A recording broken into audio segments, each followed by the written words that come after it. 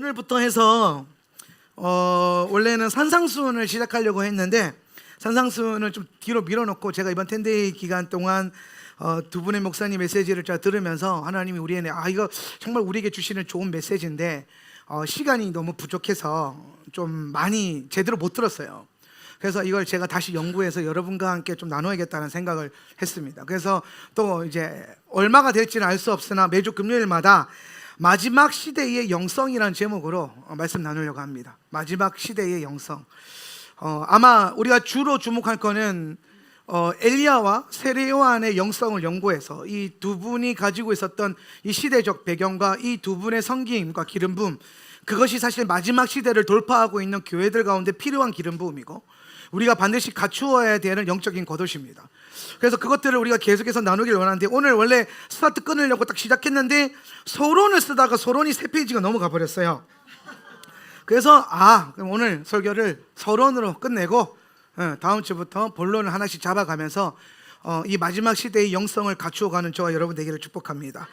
그래서 오늘은 여러분이 앞으로 듣게 될 설교의 서론격적인 설교, 왜 이 설교를 하는가, 왜 이 메시지를 우리가 들어야 되는가, 왜 마지막 때라고 하는가, 그리고 마지막 때에 도대체 무슨 영성을 가져야 되는가, 이거에 대해서 함께 깊게 고민할 수 있는, 또 마음을 먹을 수 있는 시작점이 되길 바랍니다. 오늘 본문 말씀은 요한계시록 22장 1절에서 7절입니다. 요한계시록 22장 1절에서 7절, 성경의 맨 마지막 장입니다. 쉽게 설명하면 여러분에게 주어져 있는 앞으로 가게 될 인생의 결과입니다. 우리가 마주하게 될 결론입니다. 내 인생의 결론이 여기에 있습니다. 우리 모든 인생은 요한계시록 22장으로 가는 인생입니다. 그래서 22장이 뭐 나오는지 한번 봅시다. 다 같이 준비 시작. 천사는 또 수정과 같이 빛나는 생명수의 강을 내게 보여주었습니다. 그 강은 하나님의 보좌와 어린 양의 보좌로부터 흘러나와서 도시의 넓은 거리 한가운데를 흘렀습니다. 강 양쪽에는 12종류의 열매를 맺는 생명나무가 있어서 달마다 열매를 내고 그 나뭇잎은 민족들을 치료하는 데 쓰입니다. 다시 저주를 받을 일이라고는 아무것도 그 도성에 없을 것입니다. 하나님과 어린 양의 보좌가 도성 안에 있고 그의 종들이 그를 예배하며 하나님의 얼굴을 뵐 것입니다. 그들의 이마에는 그의 이름이 적혀 있고 다시는 밤이 없고 등불이나 햇빛이 필요 없습니다. 그것은 주 하나님께서 그들을 비추시기 때문입니다. 그들은 영원 무궁하도록 다스릴 것입니다. 천사가 또 나에게 말하였습니다. 이 말씀은 믿음직하고 참되다.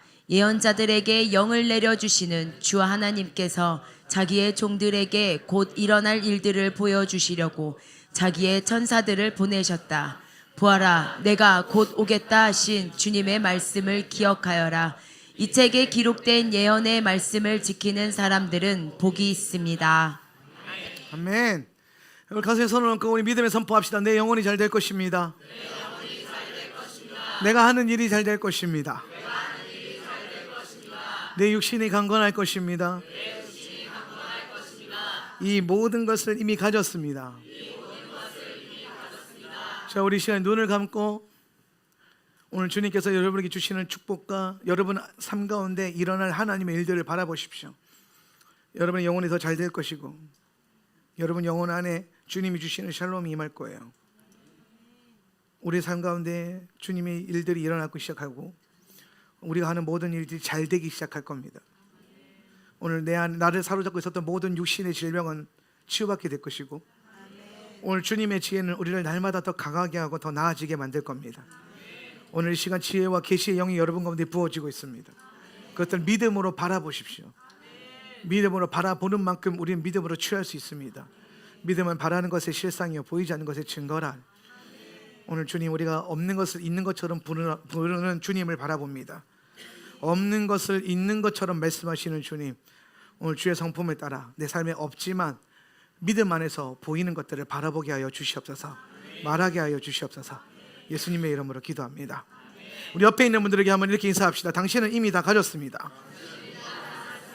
아멘. 자, 오늘은 오늘 앞으로 하게 될 마지막 시대의 영성이라는 제목의 설교의 서론격으로 행복한 종말론이라는 제목으로 여러분에게 말씀을 나누고자 합니다. 행복한 종말론. 자, 지금이 어떤 시대인가를 읽는 것이 굉장히 중요합니다. 시대를 읽는 눈이 여러분 반드시 필요합니다. 그냥 가만히 살아서는 안 돼요. 다람쥐 쳇바퀴가 흘러가듯이 그냥 그렇게 살아서는 안 됩니다. 하나님의 사람들은 하나님의 시간이 어디까지 오고 있고 지금이 어떤 시간이고 어떤 시대인지를 분명히 알아야 됩니다. 왜 그걸 알아야 되냐면 그것을 아는 그 부르심과 감각에 따라서 우리의 삶의 방식과 가치와 라이프 스타일이 결정되기 때문입니다. 많은 분들이 지금을 마지막 때라 그럽니다. 마지막 시대. 예. 그러니까 우리는 근데 대부분 일반적인 교회에서 제가 뭐 부흥회를 가든 뭐 신학교에 강의를 가든 어딜 가든 뭐 우리는 하도 많이 들어가지고 이제 익숙하죠. 마지막 시대 그러면 다들 아멘. 마지막 때예요. 그러니까 당연하죠. 우리는 그게 이제 익숙해졌는데 생각보다 어디 가서 마지막 때에 대한 얘기를 하면은 굉장히 쫄아요. 마지막 때 그러면은 뭔가 두려움이 딱 그들을 사로잡히는 게 눈에 보여요. 그러니까 마지막 때를 말하고 있는 나를 위축시키고 마지막 때를 듣는 그들이 위축이 되고 마치 원수가 마지막 때라고 하는 이 단어에 뭔 걸어놓은 것 같아요. 그러니까 원수가 이런 걸 퍼뜨리는 거죠. 네 귀에 마지막 때가 들리면 너는 노이로제를 일으켜라 막 이런 식으로 막 그런 것들을 결혼해가지고 이상하게 한국교회나 뭐 제가 열방은 안 가봐서 모르겠는데 한국교회 다니면서 제가 설교하면서 마지막 때에 대한 얘기를 하면요 다들 그렇게 쫄아요. 두려워하고. 여러분도 쫄리나요? 쫄리는데 보니까 표정이 막 아니야 느낌 이상한데 지금 우리 게 잘못 온 것 같은데. 할렐루야. 마지막 때에 대한 얘기를 하다 보면 사람들이 자꾸 두려움과 공포로 반응하고 또 많은 분들이 또 이걸 악용해요.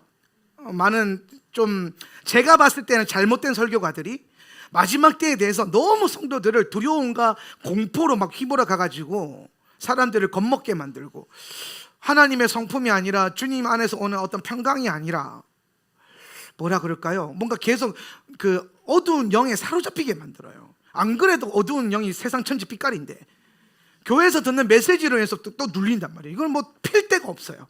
세상 가서도 눌려, 교회에 와서도 눌려, 집에 가서도 눌려.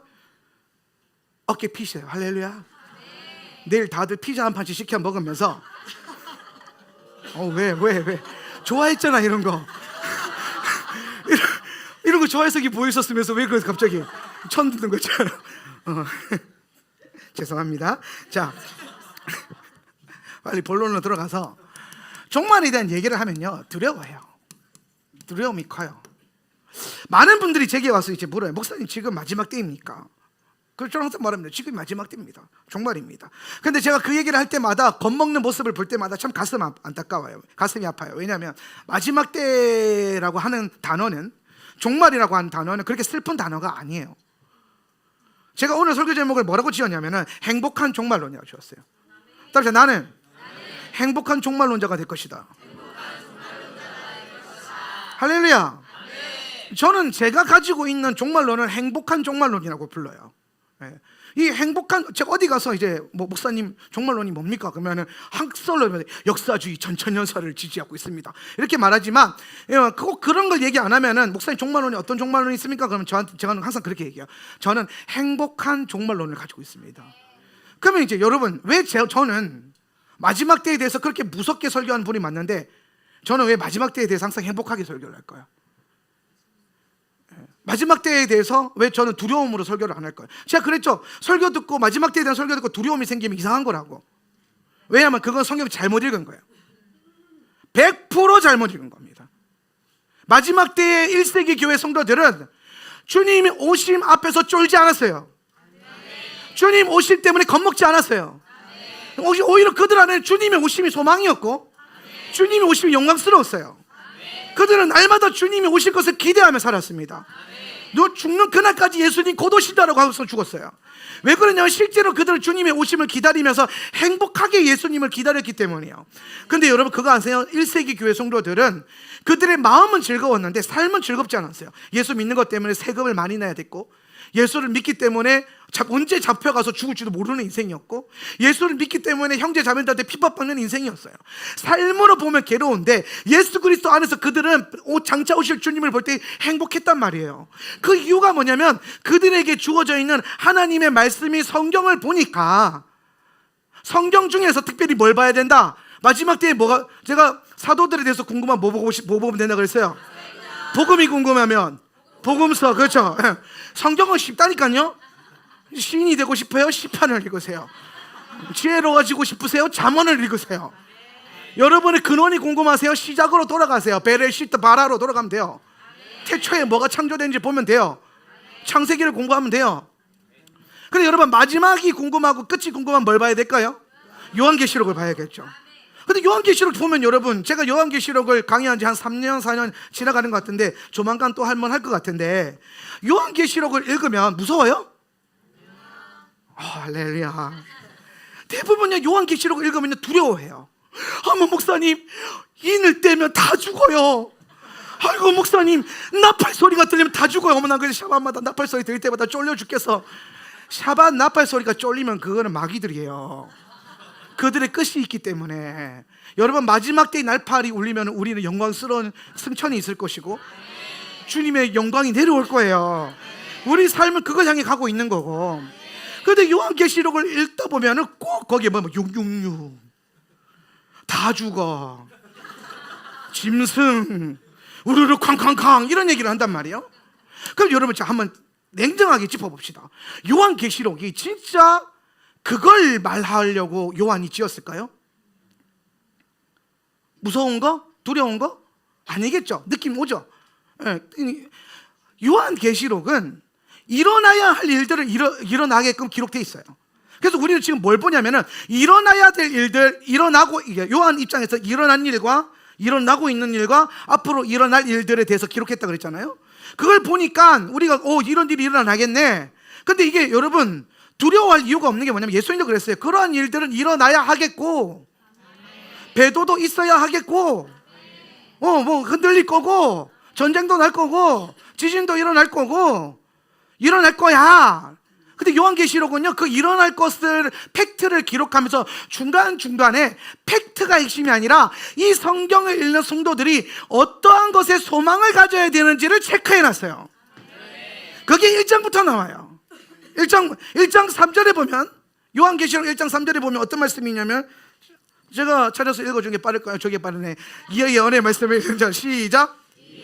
네, 말씀은 읽는 사람과 듣는 사람들과 그 안에 기록되어 있는 것을 지키는 사람들은 복이 있습니다. 자, 뭐가 있으리라? 자, 복이 있으리라. 누가? 이 예언의 말씀을 읽는 사람과 듣고 지켜 행하는 자가 뭐가 있다? 저 뭐하는 누구예요 저거? 그렇죠. 할렐루야. 그럼 여러분 뭐가 있다? 언제? 마지막 때에. 따라서 언제? 마지막 때에 누가 복이 있다고요? 왜 복이 있어요 여러분이? 무슨 근거로? 이 예언의 말씀을 읽고 듣고 지켜 행하고 있잖아요. 근데 여러분, 요한계시록 1장 시작점에 저 얘기를 하고 있어요. 앞으로 우르르 캉캉캉 이 얘기를 하는 게 아니라 너는 복이 있다. 이 예언의 말씀을 읽고 있는 너는, 시작부터 너는 복 받았다. 그런데 여러분, 저 이 요한계시록에서 이 1장 3절을 시작으로 해서 총 7가지 7복이 나와요. 7복. 요한계시록에 7복이 나오거든요. 요한계시록의 7복이 이래요.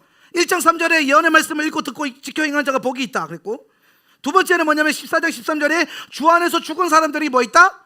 복이 있다. 한번 읽어볼까요? 나는 또 하늘에서, 시작. 나는 또 하늘에서 들려오는 음성을 들었습니다. 기록하여라. 이제부터 주님 안에서 죽는 사람들은 복이 있다. 여기서 주님 안에서 뭐 하는 사람이?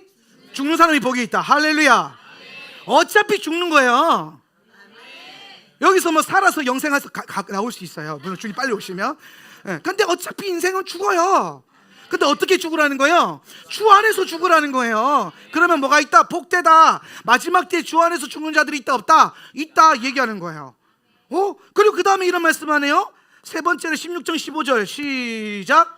보아라, 내가 도둑처럼 올 것이다. 깨어 있어서 자기 옷을 갖추어 입고 벌거벗은 몸으로 돌아다니지 않으며 자기의 부끄러운 데를 남에게 보이지 않는 사람은 복이 있다. 깨어 예복을 갖추어 있고 부끄러움을 보이지 않는 사람은 뭐가 있다? 복이 있다. 19장 9절 네 번째 복입니다. 시작. 또 그 천사가 나에게 말하였습니다. 어린 양의 혼인잔치에 초대를 받은 사람은 복이 있다고 기록하여라. 그리고 또 말하였습니다. 이 말씀은 하나님의 참된 말씀이다. 어린 양의 혼인잔치에 초대받은 사람은 복이 있다. 다섯 번째 복입니다. 시작. 이 첫째 부활에 참여하는 사람은 복이 있고 거룩합니다. 이 사람들에게는 둘째 사망이 아무런 세력도 부리지 못합니다.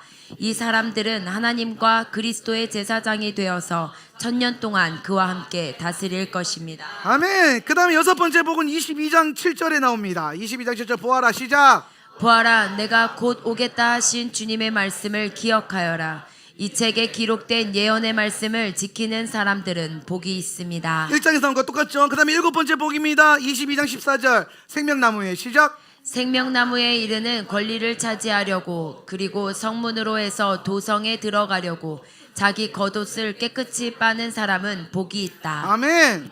이러면서 요한계시록은 시작부터 끝까지 복에 대한 얘기를 하고 있고 중간에 아주 중요한 타이밍, 주님의 재림, 그 타이밍 앞에 복을 몰아놓으면서 너희가 들어가야 되는 이 타이밍에 너희는 어떤 존재냐면은 두려워하는 존재도 아니고 겁먹는 존재도 아니고 뭐 세상이 무서워서 바벨론이 무서워서 666이 무서워서 이 세상에 임할 심판이나 재앙이나 어떠한 뭔가 나팔 소리가 두려워서 쫄리는 인생이 아니라 너는 예수 그리스도 안에서 뭐 어떤 존재다?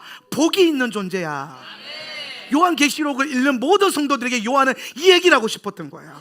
복에 대해서 7번을 언급합니다. 7은 뭐예요? 하나님의 수, 7은 완전 수죠. 예.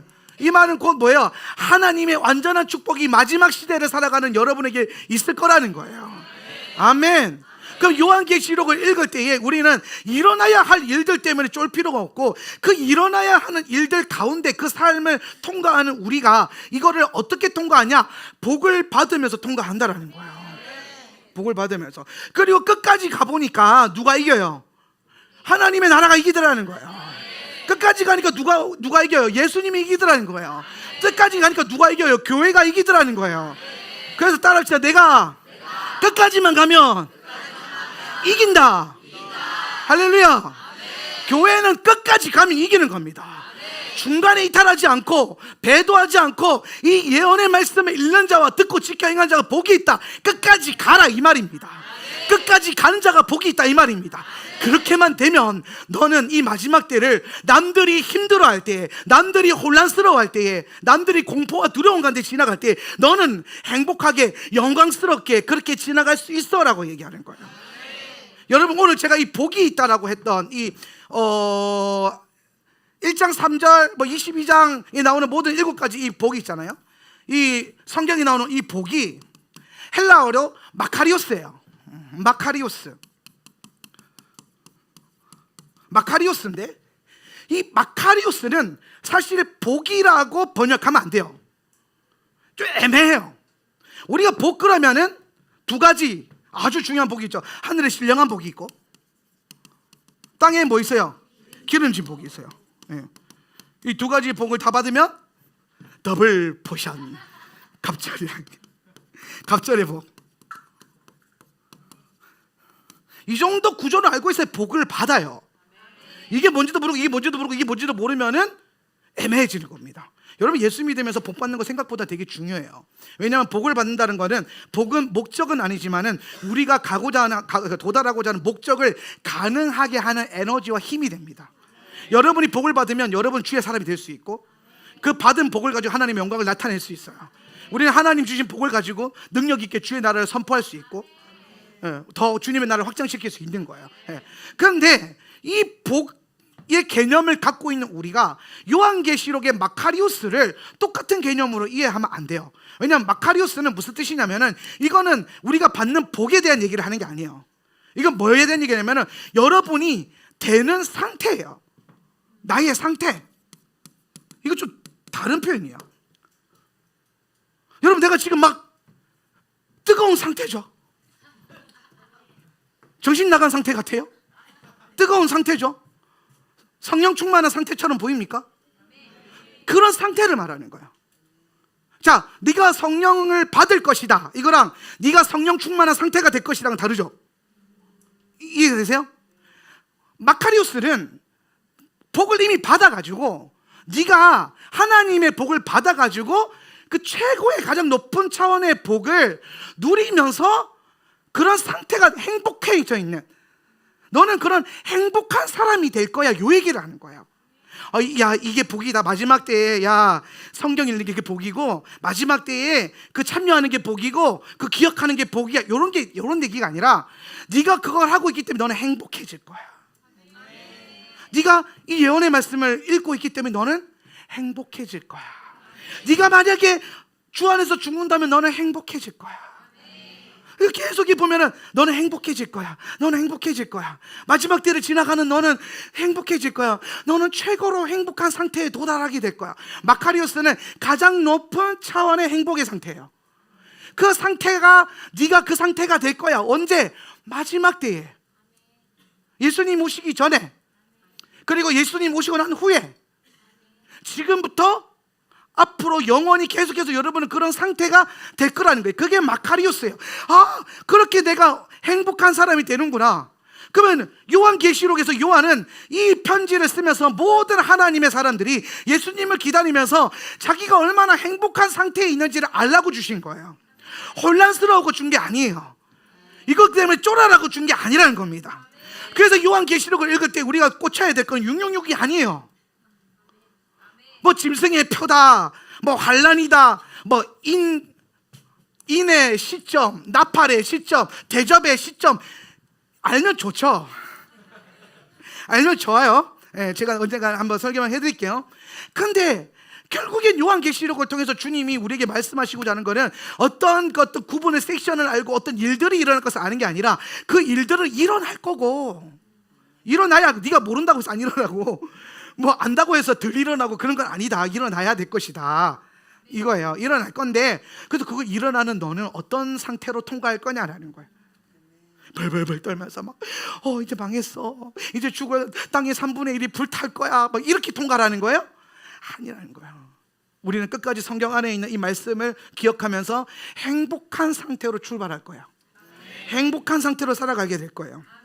그래서 요한계시록은 마지막 때 우리는 불행한 존재도 아니고 두려워하는 존재도 아니고, 오히려 우리의 믿음으로 인해서 가장 어려운 시대를 가장 행복하게 지나갈 수 있는 놀라운 존재라는 것을 요한계시록은 말하고 있다는 거예요. 그래서 제가 가지고 있는 마지막 때의 종말론을 행복한 종말론이라고 그러고, 다른 누군가에게 저는 행복한 종말론자라고 해요. 그 행복이라는 단어가 마카리오스에서 온 거예요. 마카리오스. 아, 그렇구나. 우리의 주님이 우리를 향해서 가지고 계신 목적은 행복함이구나. 저는 이 마지막 때에 많은 분들이 마지막 때라고 하는 설교를 하는 게 참 좋아요, 사실은. 왜냐하면 너무 없었으니까, 지금까지.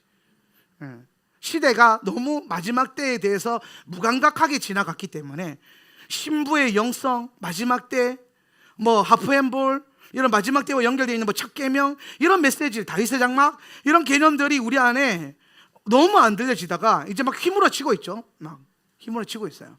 근데 그 가운데 간혹 원수는 성경 안에 있는 하나님의 참된 목적을 해방하기 위해서 똑같은 얘기를 하는데 혼적으로 어렵게 만드는 거예요. 여러분, 마지막 때 종말이 기다려지십니까? 기다려져야 돼요. 여러분 소망이 어디에 있습니까? 여러분 주식 잘 되는 거에 있습니까? 아니에요. 잘 되면 좋은 거예요. 여러분이 여러분이 집값이 올라가는 거에 있습니까? 안 돼도 돼. 어차피 여러분 주님 오시면요, 떨어져 있든 올라가 있든 다 똑같아요. 플랫. 그래서 상관없어져요. 근데 왜 그런 거에 마음 뺏기고 있냐고요. 진짜 여러분이 뺏겨야 될 마음은 어디에 있어요? 주님의 오심이에요. 그리고 주님의 오심을 바라보고 있는 여러분의 영적인 마음 상태예요. 뭐 때문에? 예수로 말미암아, 요한계시록의 가르침으로 말미암아, 혹은 마지막 때에 이 때를 살아가는 성경이 요구하는 영성을 갖춰짐으로 말미암아 내가 누리고 있는 행복함. 저는 지금 마지막 때를 섬기는 목회자로 하나님 불러주셔서 너무 감사해요. 왜냐하면 되게 빡세게 사는데 성도들이 별로 시험 안 들어요. 되게 빡빡하게 목회를 하고 힘들게 목회하는데도 성도들이 그렇게 막 힘들어하지 않아요. 왜? 마지막 때니까 정신 차려야 되는 거 본인들도 알거든요. 예. 불과 한 20년 전, 30년 전에 제가 만약에 목회를 시작했다면은 저도 그만 일반 목회자처럼 가운 입고 정장 입고 나가 이런 티도 못 입겠죠. 정장 입고 나가죠. 종이 있어야 돼 여기. 종 한번 당겨주고 이게 묘한 쾌감이 있거든요. 땡 했을 때 막 기도하다 성들이 깽 이렇게 되는 뭔가 묘한 그 있어요. 마치 파블로스의 개처럼 이게 막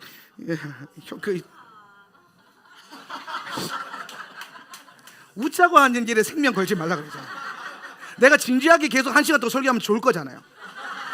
내가 왜 재밌게 설교하는데? 나도 이러기 싫어요. 내가 뭐 개그맨도 아니고 내가 거룩한 주의 말씀 전하는 목회자인데 너도 우아하게 오늘 제가 이제 같이 우리 김국인 목사님이 그냥 식사를 하는데 우리 주께서 높은 보좌의 곡을 쓰신 귀한 목사님이에요. 연예인이죠. 근데 옆에서 말씀을 듣는데요 목소리가 살살살 녹아요. 내가 너무 듣다가 너무 설레가지고 잠깐 말씀을 끊었어요. 목사님 근데 목소리 너무 좋다. 내가 막 설레기 시작한다. 마치 옛날에 90년대 그 초반에 예배 인도자들 그 CD 틀면 나오는 그런 목소리예요. 막 어머 세상에 나는 흉내 낼 수 없는 그런 범접한 목소리를 아무튼 나도 저런 목소리 낼 수 없어요? 그래서 제가 이렇게 하는 겁니다. 여러분 우리가 마지막 때를 살아감에 있어서 예수님이 우리에게 중요한 요구하시는 목적은 계시록을 통해서 우리에게 요구하시는 목적은 두려워하는 게 아니에요. 저는 이 마지막 시대를 섬기면서 저와 여러분이 이 시대의 끝에서 오실 영광스럽게 오실 우리가 믿는 그 주님이 영광스럽게 오실 거란 말이야. 그걸 마주하면서 같이 손잡고 서 있으면서 막 마라나타를 부르든지 주께서 높은 보좌를 부르시든지 뭐 하여튼 뭘 부르긴 부르겠죠? 그때 얼마나 감격스러울까요? 이 시대가 마지막 시대라면 우리가 예배하는 그 어느 순간에 주님이 구름 타고 오시겠죠. 저를 찌른 자도 볼 것이요 저를 향해 욕했던 모든 열방의 성도들이 보는 그 찬란한 영광을 가지고 그분이 내려오시고 우리는 그 자리에 서서 모든 열방을 향해서 이렇게 외치겠죠. 너희들이 그렇게 멸시하고 천대하고 저거 예수쟁이들 저거 예수 믿는 것들 저거 미쳐가지고 조롱했던 그 분이 진짜 오시잖아. 내 믿음이 안 틀렸잖아. 이게 진짜잖아. 복음이 진짜잖아. 말씀대로 오시잖아. 우리는 그 승리를 맛볼 수 있는 시대를 살고 있는 거예요. 그러니까 예수님 때문에 좀 힘든 거 괜찮아요. 예수 믿는 것 때문에 욕먹는 거 괜찮아요. 마지막 때를 말하는 것 때문에 욕먹는 거 괜찮아요. 누가 욕을 하든 뭐라든 그분은 오실 거니까. 성경에 기록되어 있는 대로 올라가신 그대로 내려오실 거니까. 그리고 우리는 그분이 내려오실 때에 그분을 향해서 노래할 거예요. 그분을 찬양할 겁니다. 할렐루야. 설레요. 저는 굉장히 설레는 시대를 목회하고 있는 것 같아요. 여러분 우리는 마지막 때에 괜히 잘못 걸려가지고 힘들게 예수 믿는 사람들이 아니에요. 제발 여러분의 생각이 굳혀지길 바랍니다. 어떤 친구가 그러더라고요. 목사님 왜 하필 제가 이 시대에 태어나서 환난도 통과해야 되고 뭐 이렇게 힘들어야 됩니까? 하는데 아니 그런 시대가 아니에요. 여러분 우리는 물론 그런 일은 일어날 거예요. 666도 일어날 거고 세계정부도 일어날 거고 뭔가 우리가 그리고 있는 수많은 음모론적인 일들도 그냥 일어날 거예요. 근데 그거는 성경이 말한 대로 그러한 일들은 그냥 일어나야 하겠고일 뿐이에요. 일어나야 하겠고 그 다음이 중요하죠. 나는 뭐예요? 행복하다. 너는 마카리우스로 그 시대를 지나가게 될 거야. 남들은 두려워하고 남들은 혼란스러워하고 괴로워할 때 토라 안에서 언약 안에서 걷는 너희들은 행복하게 그 삶을 지나가게 될 거야. 나는 마지막 때 너를 더 행복하게 만들 거야. 나는 마지막 때 너에게 7가지 마카리우스를 선포해 줄 거야. 오늘 우리는 그것을 통해서 이 마지막 시대의 종말을 바라보면서 행복하게 걸어 들어갈 것입니다. 저는 우리 모두가 행복한 종말론자들이 되시길 축복합니다. 따라서 나는 행복한 종말론자가 될 것이다. 아멘. 이제 뭔지 알겠죠? 여러분, 사실 여러분 마지막 때에 여러분이 어떤 종말론적 신앙을 갖고 있는가는 생각보다 중요합니다.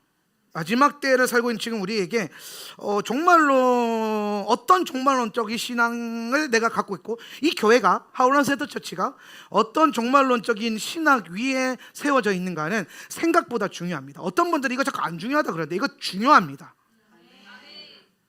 이게 안 중요하면 저는 여러분이 졸아도 그냥 우아하고 멋있게 20분 설교하고 내려갈 거예요. 이게 중요하기 때문에 깨우고 싶은 거고, 이게 중요하기 때문에 어떻게든 잘 가르치고 싶으니까 잘 배우려고 하면 재밌어야겠더라고요. 아니, 보니까 제가 젊을 때에 몇몇 대단한 목사님들을 이제 실제로 만나 뵌 적도 있고 기도 받아본 적도 있고 한 적이 있는데, 제게 가장 큰 인상을 줬던 분이 딱 두 분인데, 하필이면 장경동 목사님이랑 김문훈 목사님이에요. 근데 이 두 분이 왜 그렇게 좋았냐면, 다른 목사님들의 설교는 이제 듣고 지나가면 은혜 받고 끝나는데 생각이 잘 안 나요. 그런데 이분들은 생각이 계속 지금도 나요. 얼마나 내가 웃었는지, 그러면서 웃으면서 내가 또 어떤 말씀에 꽂혀가지고 그렇게 울었는지 그게 아직도 기억나요. 저는요 20년 전에 들었던 장경동 목사님이 룻기 설교가 아직도 기억나요. 한나의 기도라고 하는 그 설교가 아직도 기억나요. 테이프로 사서 여러 번 돌려들었거든요. 그렇게 재밌어요. 개콘보다 재밌어요. 그래서 제 목표가 개콘보다 여러 번 더 많이 웃기는 거예요. 그러면서 중간중간에 진짜 중요한 진리를 그 기뻐하는 찰나에 강제로 입에 웃을 때 입에 쏙 넣고 입에 쏙 넣고, 그래가지고 아멘 하면서 쉽게 만들고, 그러다 보면 어느 순간 넘어가 있고 꿀떡꿀떡꿀떡 넘어가가지고 말씀의 사람이 되어 있는 거야. 나라고 이렇게 하고 싶은 게 아니에요. 여러분 때문에. 자, 그래서 종말론적인 신앙이 마지막 때 왜 중요하냐면은, 이 종말론이 우리가 살아가는 삶의 방식을 결정해요. 내가 어떠한 삶의 방식으로 어떠한 신앙적인 생활을 하고 있는가, 요거는요 뭐에 달려 있냐면, 내가 어떤 종말론을 갖고 있고 어떤 종말론의 영향을 받고 있느냐에 따라서 요게 결정이 됩니다. 종말론을요 크게 두 가지로 나눠보면, 은 무천년주의가 있고요. 자, 우리 새신자 교육받은 분들은 이거 나오죠? 무천년주의. 그 다음에 또 뭐가 있어요? 전천년주의가 있어요. 크게는 요거 두 개예요. 무천년주의는 뭐예요? 없을 무자죠, 그죠? 뭐가 없다는 거예요? 천년왕국 이딴 거 없다, 이런 얘기하는 거예요. 오늘날 한국 교계의 80%가 이거 믿어요. 기본적으로 모든 장로교 성도님들, 뭐 여러 가지 뭐 개혁주의 신학하는 분들, 복음주의라고 말하는 모든 분들은 무천년주의를 지지해요. 왜 무천년주의를 지지하는지 아세요? 이게 진리라서? 아니에요. 그들이 항상 말하는 거 하나예요. 안전하다고.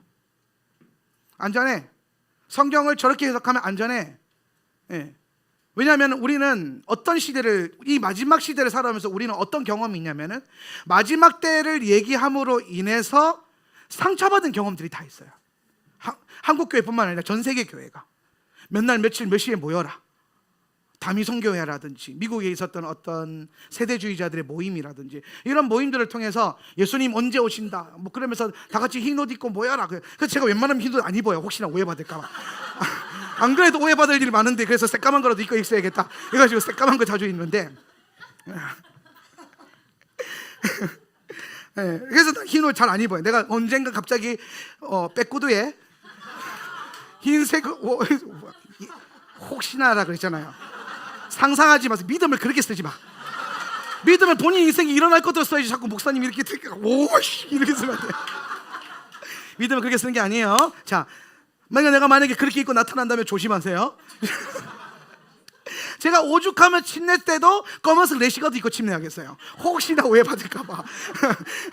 안 그래도 설교가 레디컬하고 리버럴해 죽겠는데, 이것까지 옷까지 그래버리면 더 이상해질 수 있어요. 근데 아무튼 그런 역사를 지나가면서 우리 안에는 영적으로 받았던 충격들이 조금 있어요. 근데 그게 또 그런 역사를 우리가 경험할 수밖에 없었던 게 20세기라고 하는 새로운 밀레니엄을 통과한 세대예요, 우리가.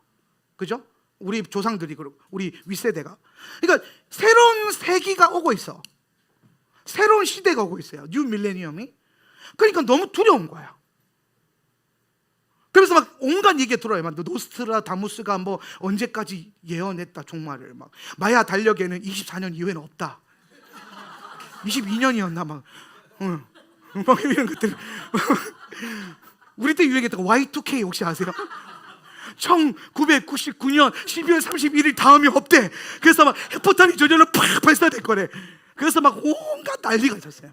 그러니까 우리 안에는 새로운 시대를 마주해야 되는 어떤 그 데스티니가 있었는데, 그게 우리의 운명적 데스티니예요. 또 하나님이 부르심이기도 해요.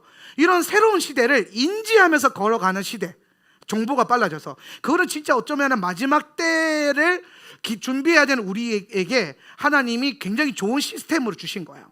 근데 이거를 원수는 그걸 공포로 잡아먹게 하고 혼란함으로 혹은 성경적이지 않은 잘못된 해석을 통해서 오히려 마지막 때와 새로운 시대가 오는 것에 대해서 상처 있게 만들어서 그 상처의 경험으로 인해서 그것들을 생각조차 하기 싫어하는 그런 스크래치를 이 시대 가운데 남긴 겁니다. 사실 저는 그때 예수 안 믿어서 잘 몰라요.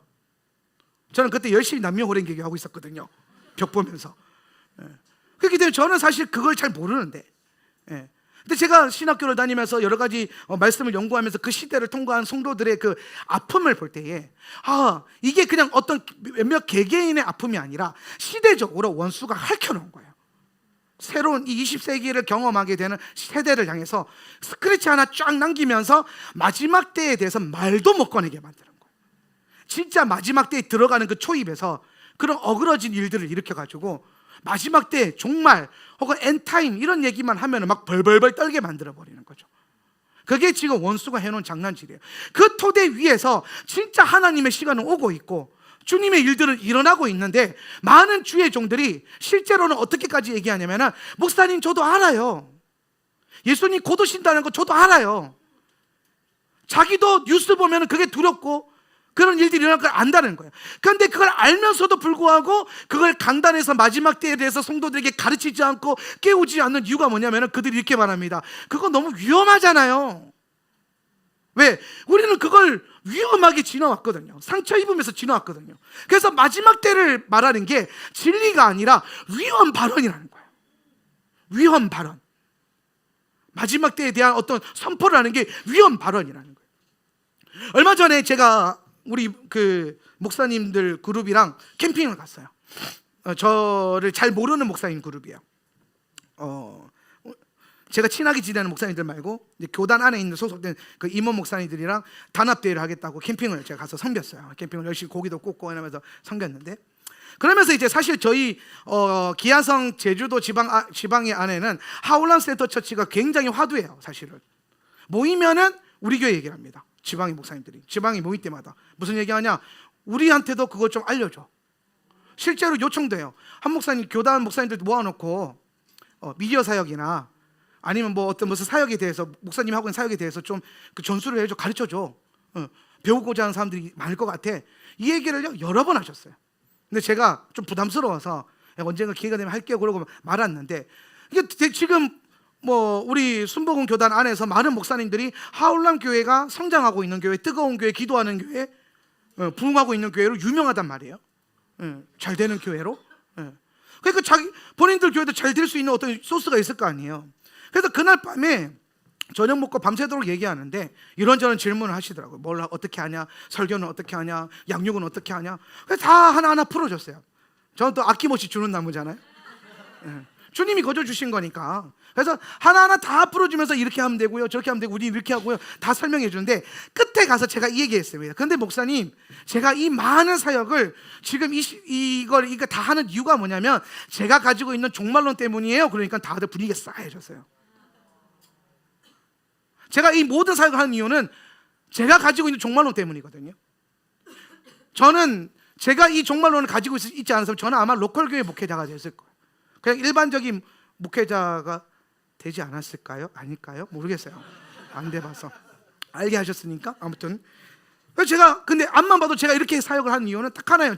제가 가지고 있는 종말론, 마지막 때 예수님이 오신다라고 하는 그 소망, 그리고 지금 이 시대가 마지막 시대에 이미 들어갔고 그 마지막 시대의 타임 스케줄은 계속해서 돌고 있다는 명확한 믿음과 증거가 있기 때문에 저는 이 모든 사역을 하고 있는 거예요. 그 토대 위에서. 그랬더니 많은 목사님들이 관심 있어 들어 하다가 갑자기 거기서 이제 약간의 불편함과 약간의 공격적인 질문을 하기 시작하는 거예요. 요지는 그거예요. 목사님, 오케이, 다 알겠다. 네가 무슨 말 하는지 나도 안다. 근데 그거 위험한 거 아니야? 본인들이 알고 있지만 그거 위험해. 그렇게 생각하면 위험해. 그냥 구원의 확신만 얘기하면 돼. 나한테 그러는 거예요. 구원의 확신만 얘기하면 된다고.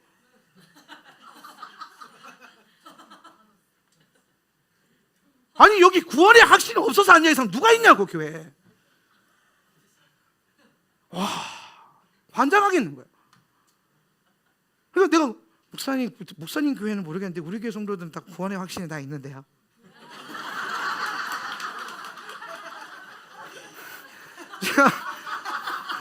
제가 우리 교회 성도들 면접 보고 뽑았는데요.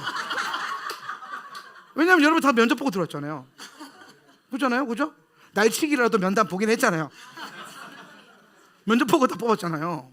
그러니까 구원의 확신은 기본은 깔려 있고, 아니 구원의 확신 넘어서 우리가 원하는 건 뭐냐면, 그래서 주님이 오시는 이 시대에 우리는 뭘 할 거냐, 하나님 나라에서 어떻게 살 거냐, 하나님 나라를 어떻게 확장시키고 주의 나라를 어떻게 확장시켜 드릴 거냐, 어떻게 주님 오실 때까지 기도하고 예배하는 삶으로 우리가 인생을 들어볼 거냐. 하나님 나라, 센터처치, 선교, 복음의 확장, 하나님 나라의 임재, 하나님 나라 복음, 킹덤 복음, 이 얘기하고 있는데 갑자기 나한테 구원의 확신만 있으면 돼, 그것만 얘기하면 돼, 그러니까 환장하겠는 거예요. 목사님, 제가 구원의 확신 얘기할 거였으면 이렇게 설교 안 하고 이렇게 사역 안 합니다. 구원의 확신이 핵심이 아니에요. 여러분, 믿음으로 구원받죠? 예수 그리스도 십자가 믿음으로는 구원받습니다. 그게 신앙의 끝이 아니에요. 그게 끝이었으면 예수님이 10데이를 예루살렘에 머물러서 성령 받으라고 하지 않았어요. 온 열방에 나가서 복음 전하라고 하지 않았어요. 온 열방이 복음화 되는 것과 하나님 나라가 도래하는 것을 연결시켜 놓지도 않았어요. 결국엔 주님이 우리에게 요구하시는 목적은 뭐냐면, 그래서 네가 이 시대에, 이 마지막 때에 주님이 오시는 그 길을 예배할 수 있는 어떤 삶을 살 건데, 예수 믿어서 겨우 구원받는 그 정도의 삶 말고, 그런 건요 나가서도 할 수 있고 다른 교회 가서도 할 수 있어요. 적어도 하울람 센터 처치 와서는 그런 거에 관심 있어 하지 말고, 그래서 주님이 오시는 그 길 앞에 나는 뭘 할 거냐, 어떤 삶의 방식을 가질 거냐, 나는 주를 위해서 어떻게 하나님 나라를 섬길 거냐, 하나님 나라 복음을 위해서 어떻게 기도와 예배하는 삶을 살 거냐, 내 자녀를 어떻게 양육할 거냐, 다음 세대를 어떻게 길러낼 거냐, 이 세대를 주님 오시는 시대 앞에 어떻게 세워놓을 거냐, 이거 고민해야지. 그거 고민하려고 대안학교도 하고 있고 기도의 집도 하고 있고 스쿨도 하고 있고 막 제가 책도 쓰고 있고 그런 거예요. 예. 여러분, 이게 말이 안 통하는 거예요, 이게. 근데 그거 아십니까? 그 자리에 모여있는 모든 목사님들이요 종말론을 갖고 있어요. 예수님의 오심을 알고 있어요. 그런데 시대를 통과하면서 받았던 그 상처에 여전히 머물러 있는 거예요. 그러니까 내가 지방회장 해야겠어요? 안 해야겠어요?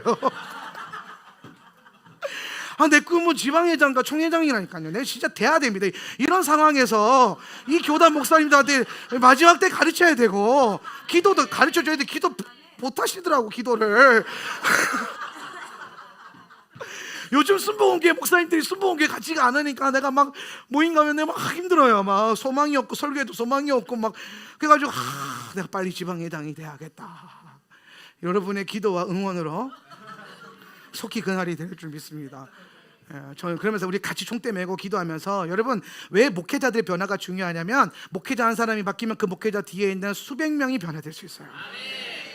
이게 하나님 나라 원리적으로, 물론 여러분이 변화되는 것도 되게 중요해요. 여러분이 영향력도 무시하는 게 아닙니다. 그런데 여러분, 목회자는 기름 부음의 머리 위에서 그가 바뀌면요 그 밑에 흘러가는 교회의 이 수준과 기름 부음이 차원이 달라져요. 여러분 생각해 보세요. 제주도에 있는 수많은 큰 교회에서 마지막 때 설교가 나오는 거, 이스라엘의 회복에 대한 설교가 나오는 거, 제주도에 있는 메가처치들이 예수님 곧 오십니다 하면서 성도들이 다 같이 몇천 명이 아멘 하는 전율이 오지 않습니까? 주님 오심 앞에 맨날 천을 강단에서 여러분 복을 받으려면 이거 해야 되고 저거 해야 되고 어떻게든 윤리적으로 착하게 살아야 되고 시대적으로 착하게 살아야 되고, 아니요, 그거 당연한 말이죠. 그건 당연한 말이에요. 근데 그거는요 학교 가서도 가르쳐 주잖아요. 그거는 학교만 잘 다녀도 배워요. 윤리 시간에 안 졸면 배워요. 도덕 시간에 안 졸면 배워요. 교회에서는 다른 거 배워야 돼요. 세상에서 가르쳐 주지 않는 거, 세상에서 말하지 않는 거, 세상 사람들이 말하기 힘들어하는 거, 예수 그리스도, 그분의 오심, 재림. 교회는 그거 얘기해야 돼요. 교회가 자꾸 세상 눈치 보고 세상이 원하는 얘기 하기 시작하니까 능력이 없어지는 거예요. 아, 나 왜 이렇게까지 세게 설교하지? 근데 저는 그렇게 생각해요. 오늘 이 설교를 듣는 여러분뿐만 아니라 온라인으로 또 수백 명의 성도들이, 많게는 1000여 명의 성도들이 들을 건데, 여러분 종말론 정말 중요합니다. 여러분이 어떤 종말론을 갖고 있냐에 따라서 여러분의 삶의 방식이 바뀌는 거예요. 무천년주의자들요, 무천년주의를 믿고 있기 때문에 그렇게 사는 거예요. 전천년주의자들요, 그렇게 믿고 있으니까 이렇게 사는 거예요. 너희는 왜 그렇게 믿고 너네만 예수 믿니? 이게 무천년주의자가 본 우리의 모습이에요. 너네만 교회 다녀? 너네만 예수 믿어? 너네만 기도해? 너네만 예배? 꼭 그렇게까지 기도해야 돼? 그렇게까지 예배해야 돼? 정년적인 무천년자들이 보는 전천년주의자들의 모습이에요. 근데 여러분, 이거는 서로가 옳다 그러다를 넘어서서 당연한 거예요. 왜? 그들은 그 포지션 위에 있기 때문에 우리가 이상해 보이는 거야. 그리고 우리는 우리 포지션 위에 있으니까 그분들이 위험해 보이는 거야. 얼마나 위험해 보여요. 저렇게 무책임하게 살아서 될까? 시대에 대해서 이런 생각을 하게 되잖아요. 그래서 우리도 나름 소리를 높여보지만 욕만 먹게 되죠.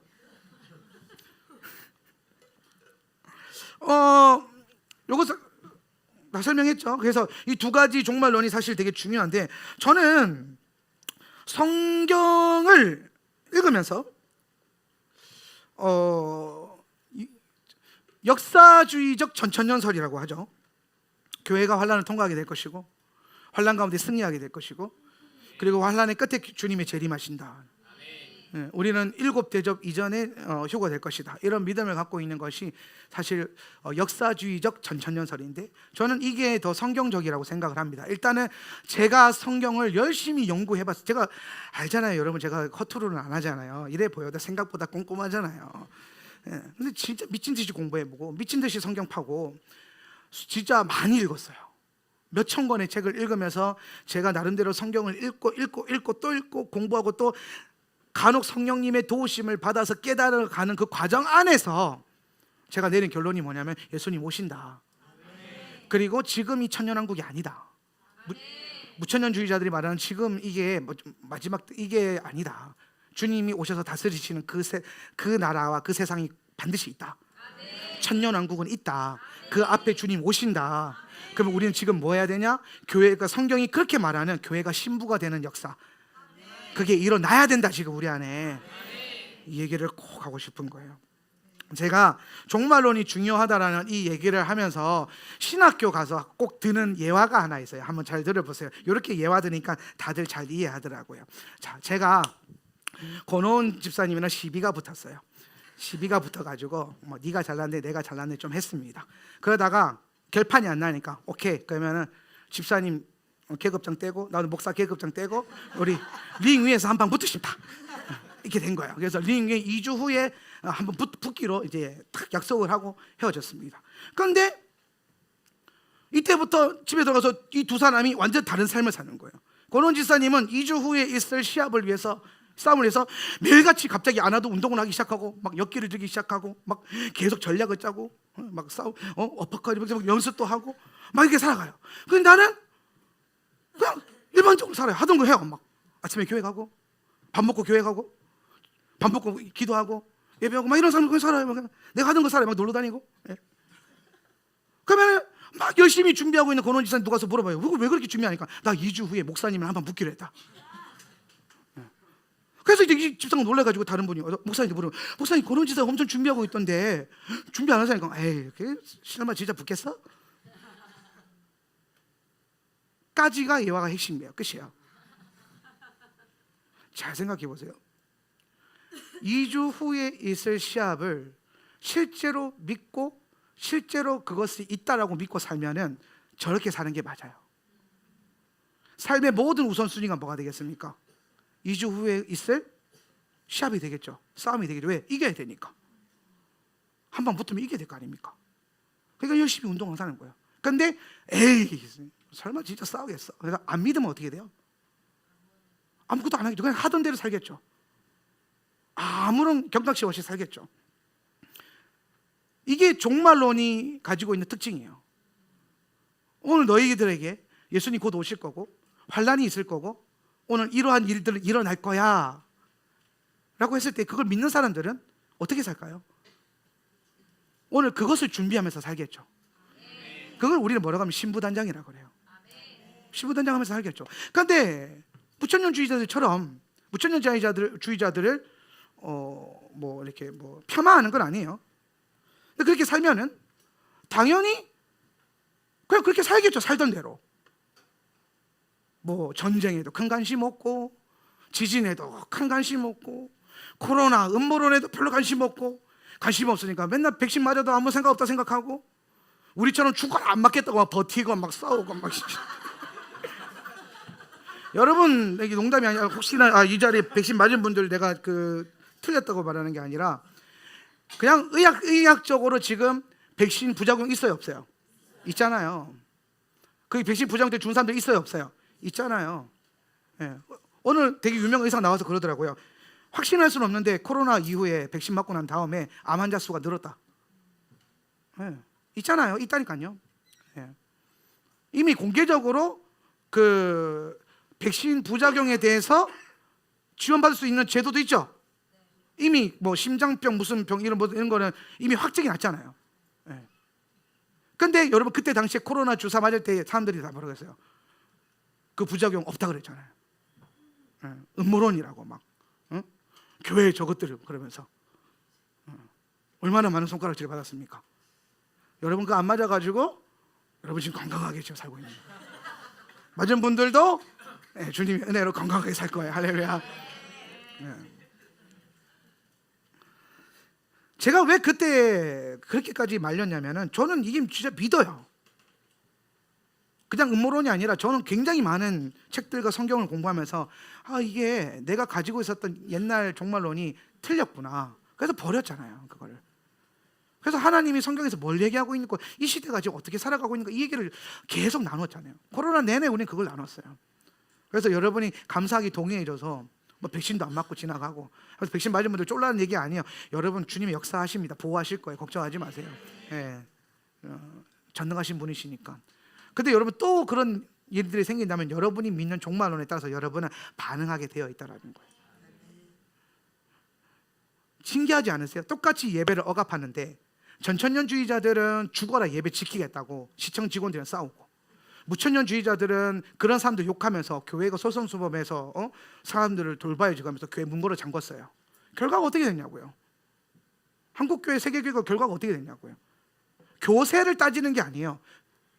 교회가 얼마나 만만해졌냐 이거예요.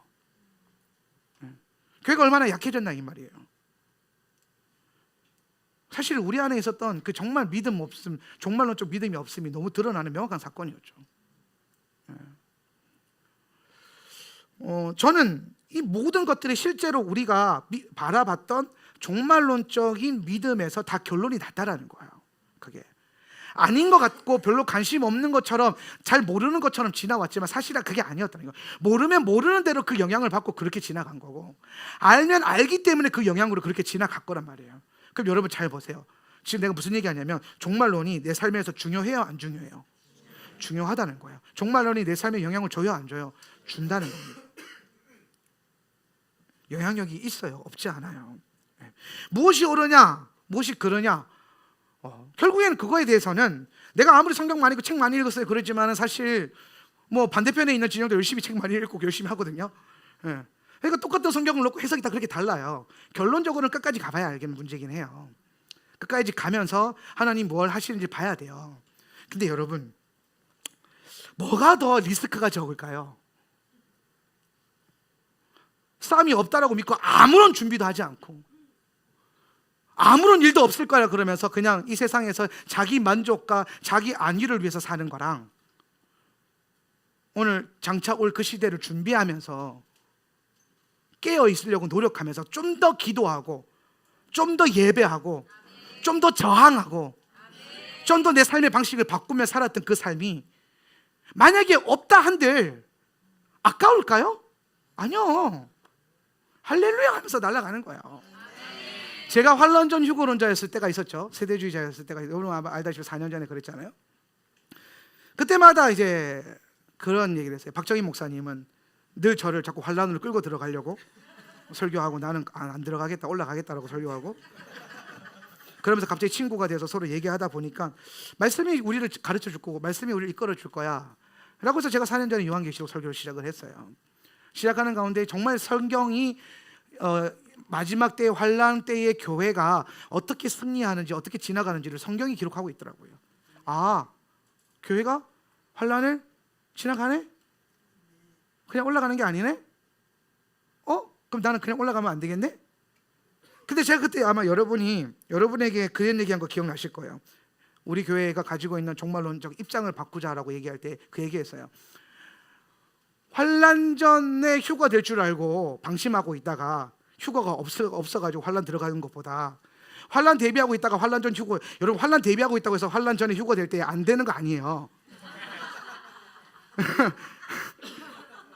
안 되는 거 아니에요. 그런데 반대로 생각하면 마지막 때에 환란을 준비하지 않은 성도들은요, 환란 때에 이기기가 쉽지 않아요. 그때 가서 갑자기 라이프 스타일을 바꾸고 훈련되지 않는 영성으로 뭔가를 하는 게 쉬운 일이 아니에요. 그러면 뭐가 리스크가 더 적겠냐는 거예요. 통계학적으로 봤을 때 저는 마지막 때를 준비하는 게 더 리스크가 적다라는 거예요. 그리고 성경적으로 더 많은 일들이 일어날 거고, 여러분이 부인할 수도 없고 우리가 부인할 수도 없는 그런 일들이 계속해서 주님의 일들이 일어날 겁니다. 그래서 저는 여러분에게 레디컬한 복음과 레디컬한 삶을 제시하는 거예요. 물론 여러분 가운데 동의한다고 들어와 있지만은 아닌 분들도 있을 수 있어요. 마지막 때에 대한 저의 이론이나 동의에 대해서. 그렇다고 해서 여러분 아니라고 해서 귀를 닫지 마세요. 들어봐야 할 거 아닙니까? 들어보고 성령과 성경이 여러분에게 어떤 감동을 주는지 자꾸 끌려가 봐야 될 거 아니에요. 그분이 뭐라고 말씀하신지를 여러분 경험해 봐야 될 거 아닙니까? 누가 뭐라고 말하는 게 그렇게 중요한 게 아니에요. 아니라고 하던데요, 이런 말들이 사실 중요한 게 아니에요. 여러분이 살아가고 있는 삶의 방식에서 그게 여러분에게 얼마나 믿음의 확신이 있는가, 이 경험들이 사실 우리에게 필요해요. 마지막 때를 준비합니다. 그 안에서 여러분 겁나 힘들기만 하면 안 돼요. 나 교회 잘못 만나가지고 너무 힘들어. 이게 아니라 이 과정 안에서 주님이, 그래서 성령님이 여러분을 어떻게 이끌어가는지, 그 신비 안에서 여러분의 믿음과 여러분의 신앙과 여러분의 거듭과 여러분의 예복을 어떻게 준비하시는지, 그분이 그걸 자꾸 보면서 내가 이렇게 준비되고 있고 내가 좀 이렇게 더 나아지는 삶을 살고 있구나, 이런 것들을 자꾸 봐야 돼요. 하기 싫은 순간에, 좀 버거운 그때에 그래도 이 삶을 가게끔 만드는 게 뭐냐면, 그 삶 속에서 여러분이 경험했던 하나님과의 친밀감과 주님과의 만남이고, 그때 받았던 주님의 은혜예요. 최근에 이지성 작가가 방언에 대해서 막 가타부터 떠들어가지고 온 동네 방네에서 또 방언이 논쟁이 돼요. 근데 여러분 그게 이지성만 그런 게 아니라 늘 있던 문제예요. 이게 3년 걸로 한 번씩 터져요. 방언 문제는 3년 걸로 하나씩 뭐가 나오면 항상 건드려요.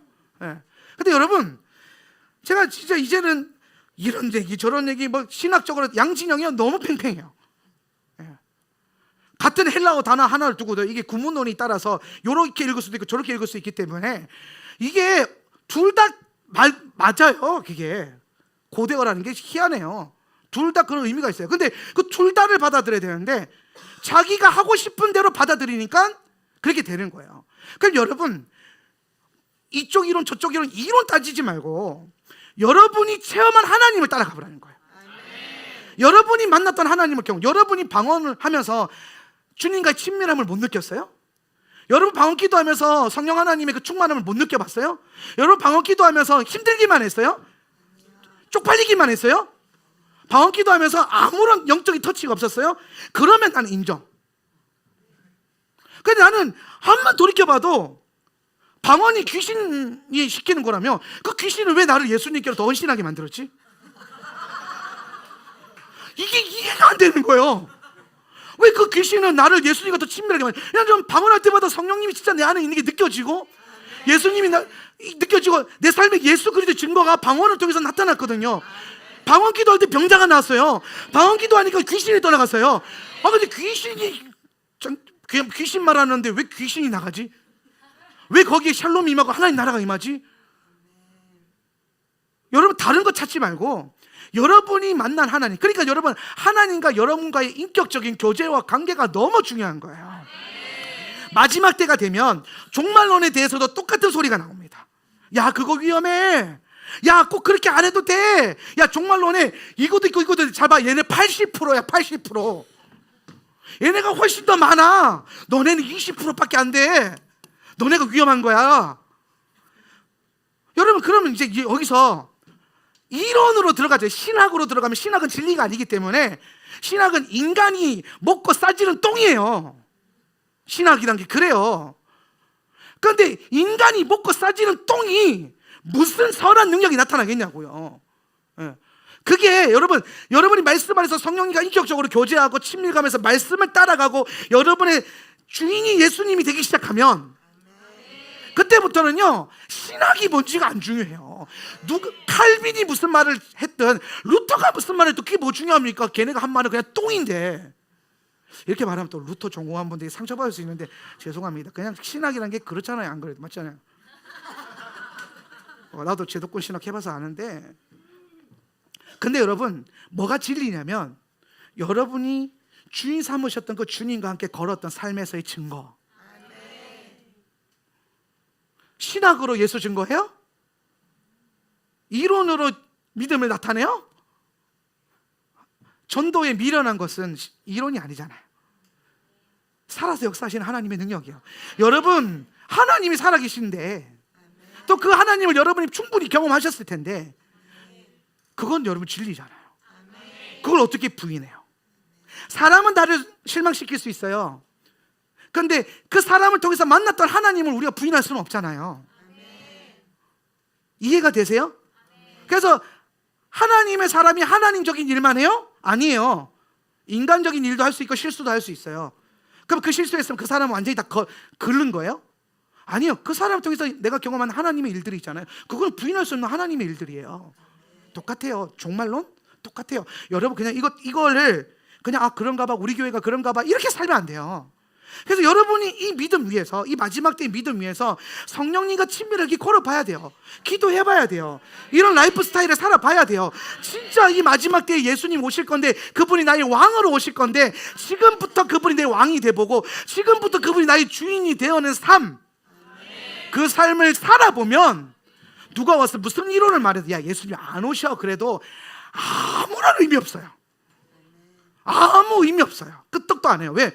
내가 경험한 예수님이 있는데, 내가 주인데 내 예수님이 있는데, 내가 경험한 방언 기도의 능력과 체험이 있는데 그걸 누가 뭐라고 말하는데 뭐가 중요해요? 아니 막말로 세계 국내 최고의 베스트셀러 작가가 아니라 그러면 맞는 거예요? 그럼 여러분 예수님이 여러분 주인이에요. 이지성이가 여러분 주인이에요. 유명세가 뭐 중에 예수님이 훨씬 더 유명해요. 그러니까 예수님을 주인 삼아서 살아보라고요. 신앙생활의 목표는 내가 이거 방언해라 마라 이게 아니라 방언 안 해도 친밀하게 살 수 있다. 오케이. 뭐가 문제예요? 아니 이 교회는 방언하는 사람만 다녀요? 아니에요. 방언하는 사람만 정상적인 크리스천이에요? 아니에요. 예수님이 주인 된 사람이 정상적인 크리스천이에요. 예수님을 왕으로 모셔드린 사람이 정상적인 크리스천이에요. 방언을 하든 예언을 하든 통변을 하든 무슨 별별 말을 다 하든 욕만 안 하면 돼. 할렐루야. 그래 하든 진짜 여러분의 삶의 주인이 예수님이면 여러분은 정상적인 크리스천이에요. 그 못하는 걸로 안 쫄아도 돼요. 저는 제 목회 인생에 가장 큰 충격적인 사건이 하나 있었거든요. 아직도 평생 잊지 못할 것 같아요. 그게 뭐였냐면 제가 사랑하고 존경하는 박간준 장로님인데 유빈이 할아버지 장로님 참 좋으신 분이잖아요. 그 좋으신 분은 다 알잖아요. 근데 우리가 그때 이제 돌파기도 막 한창 할 때 돌파기도를 막 장로님이 되게 뜨겁게 막 1시간 돌파기도 하시는 거예요. 그리고 어느 날 이제 그거 다 시즌 끝나고 훈련 다 끝나고 이제 장로님이 식사 대접을 해주셔가지고 제가 밥을 먹으러 갔어요. 근데 장로님이 그러는 거예요. 목사님 제가 방언을 못해요. 그러는 거예요. 충격 받았잖아요. 나는 너무 뜨겁게 기도하시길래 방언 당연히 할 줄 알았는데 방언을 못 하시는데 1시간 동안 방언이 아니라 우리나라 말로 주여로 1시간 돌파. 여러분 이게 능력이에요. 나는 방언 안 하고 그렇게 하면 진짜 힘들 것 같아요. 그래서 난 방언하는 거야. 방언이 나로 하여금 더 말이 기도하게 만들었고 방언이 나로 하여금 더 능력 있게 만들었어요. 그런데 이분은 더한 분이에요. 방언이 없이도 그걸 뚫어내는 분이에요. 그래서 저는 와, 그게 되는군요, 장로님. 제가 그래서 그 후로 이런 설교 안 해요. 방언 설교할 때에 방언 없으면 5분 기도 10분 기도 힘들다 이런 말 못 해요. 그걸 뚫어내는 분을 만났기 때문에 방언 없이도 1시간 기도할 수 있어요. 문제는 장로님이 방언을 못하지만 1시간 동안 앉아서 기도한 이유가 뭐예요? 그분의 삶의 주인이 예수님이시니까.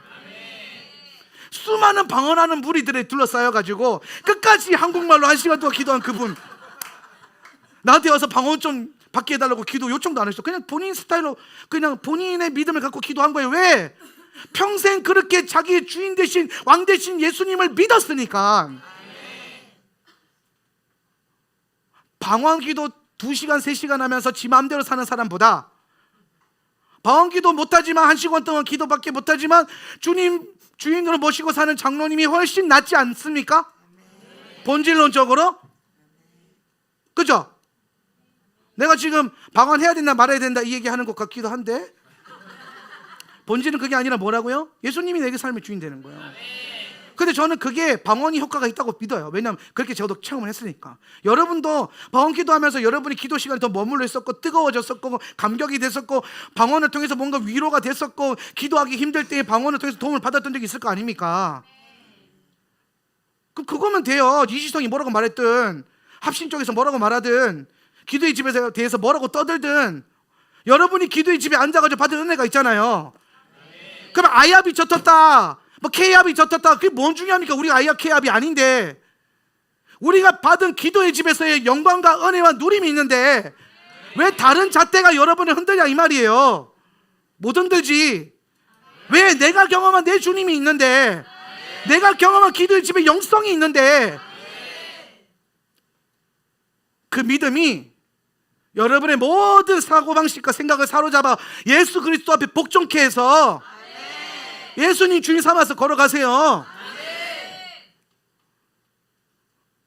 여러분 예수님이 우리의 주인이잖아요.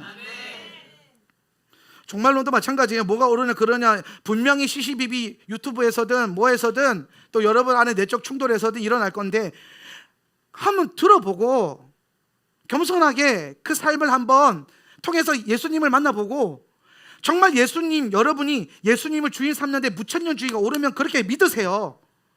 상관없어요. 일어나야 할 때는 일어날 거니까.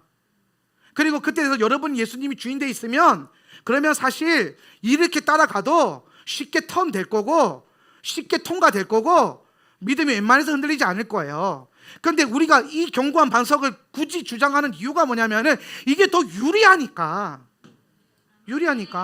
여러분 저는 올여름에 꼭 해보고 싶은 게 하나 있어요. 그게 뭐냐면 작년에 못했던 스노클링인데 스노클링을 왜 하고 싶냐면은 우리 와이프가 오리발을 샀습니다. 오리발. 저는 다 잘한다라고 그러잖아요 사람들이.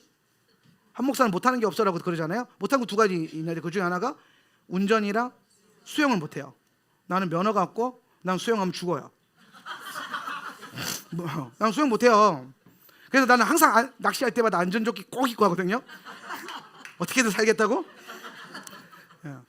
근데 제가 그 예전에 집사님 몇몇 분이 목사님 수영 가르쳐 주겠다고 이스라엘에서 홍해에서 에일랏에서 별짓 다 했는데 안 나가요. 안 나가. 목사님 발을 이렇게 뻗어 치세요.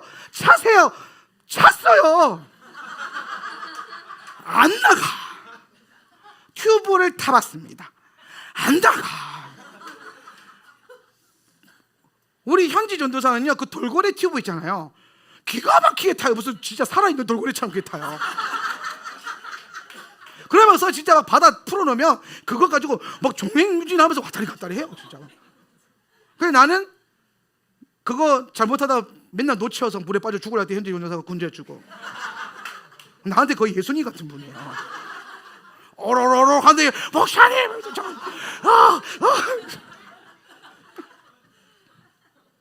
근데 앞만 발로 차도 힘들기만 하고 안 나가길래 저는 물에 떠서 나가는 걸 포기한 사람이에요.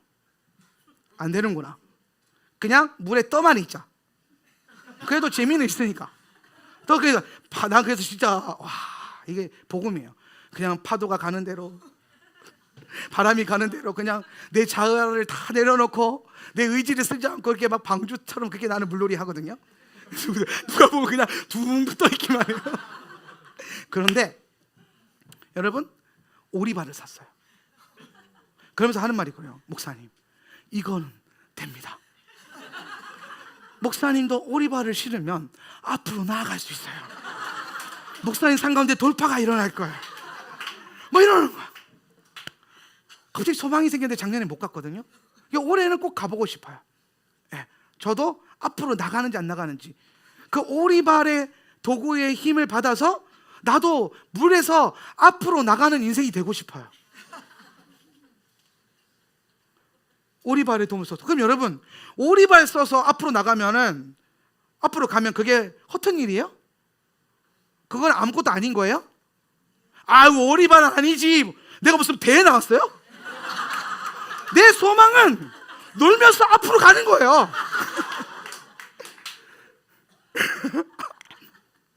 반칙이라고 하지 마요. 남들 오리발보다 느릴 수는 있어요. 그래서 나아가겠죠. 그러니까 여러분, 내가 나아가는 게 목적이면 오리발로 나아갈 수 써서 나아갈 수 있으면 나가는 거예요. 왜? 도움이 되는 거니까 가는 게 중요하지. 이게 암만 해봤자 안 되는데. 여러분, 방언기도나 종말론이 딱 그런 거예요. 핵심은 오실 주님. 오실 주님이 나의 주인인가 아닌가. 거기에 방언이 도움되면 하세요. 근데 방언이 그게 도움 안 되면 하지 마요. 방언 안 한다고 천국 쫓겨난 거 아니니까. 나는 해보니까 내 삶의 주인 되고 내 자기를 부인하는데 방언 기도가 도움이 되더라고요. 그래서 나는 주구장창합니다. 근데 여러분이, 예수님이 여러분 삶의 주인 되는데 방언이 회방이 되면요, 안 해도 돼요. 왜 우리 목적은 기도하는 거고 예수님이 주인 되는 건데. 종말론도 마찬가지예요. 아니, 목사님 이거 좀 위험해 보이니까 많이 안 따라가니까 이게 좀 좋아 보이잖아요. 그러니까 이걸로 오실 주님을 맞이할 수 있는 준비가 되는 것 같고, 그렇게 이 방향으로 살아서 이 라이프 스타일로 살아가지고 오실 주님 앞에 부끄럽지 않게 설 수 있을 것 같으면, 진짜 예수님이 주인인 것 같으면 그렇게 해도 돼요. 왜냐하면 제가 아는 수많은 복음주의자들, 수많은 무천년주의자들이 정말 그렇게 살아요. 그렇게 믿고 살아간다고요. 대단한 믿음을 가진 무천년주의자들은 많습니다. 그런데 왜 이걸 믿느냐? 성령론은 비판하면서 종말론은 전천년주의를 믿는 희한한 개혁주의 신학자인 존 메가돈 목사님, 존 파이퍼 목사님. 성령 사역은 다른 불이야, 틀렸어, 이렇게 말해요, 그분은. 그런데 그분이 희한하게 종말론은 그것도 세대주의 정천연설을 믿어요. 세대주의, 더 극단적이에요. 왜? 그분은 본인의 삶과 본인의 목회와 본인의 교회가 예수 그리스도를 주인으로 섬기는 데 있어서 세대주의 전천연설이 더 성경적이고 그게 더 옳다고 믿는 거예요. 목표는 여러분, 우리 교회가 세대주의냐, 무천년이냐, 아니면 역사주의 전천연설이냐? 역사주의 전천연설이에요? 근데 그게 중요한 게 아니에요. 오실 주님 앞에 여러분은 어떤 사람이냐는 거예요.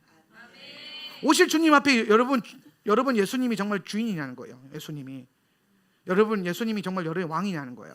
그게 더 중요하다 이 말입니다. 저는 여러분과 함께 매주 금요일마다 그 얘기를 하고 싶었던 거고, 그래서 그 얘기를 하면서 정말 예수님이 주인 되고 이 마지막 시대에 우리가 그렇다면 그걸 위해서 어떤 영성을 가져야 되는가. 성경은 이렇게 말하는 거예요. 엘리야를 먼저 보내겠다. 엘리야가 먼저 와야 하겠고, 그 다음에 뭐예요? 주님은 이렇게 말합니다. 세례 요한이 그야. 그럼 우리는 이 두 인물을 통해서 마지막 주님의 재림 가운데 교회 안에 풀어져야 되는 엘리야의 영성과 기름 부음이 필요하겠죠. 그렇지, 맞아요. 딱 얼마나 논리적입니까? 필요할 거 아닙니까? 이게 도움이 된다니까요. 그래서 이 메시지를 중심으로 앞으로 금요일마다 오늘 우리 안에 있는 종말론적인 믿음과 영성을 세우기 위해서 엘리야의 영성을 공부할 거예요. 그래서 오늘 그 시작점에서 우리에게 종말론이 얼마나 중요한지를 여러분에게 나눴어요. 좀 설교가 길어졌지만 오늘 여러분 안에 확신을 갖고 돌아가는 은혜가 있기를 바랍니다.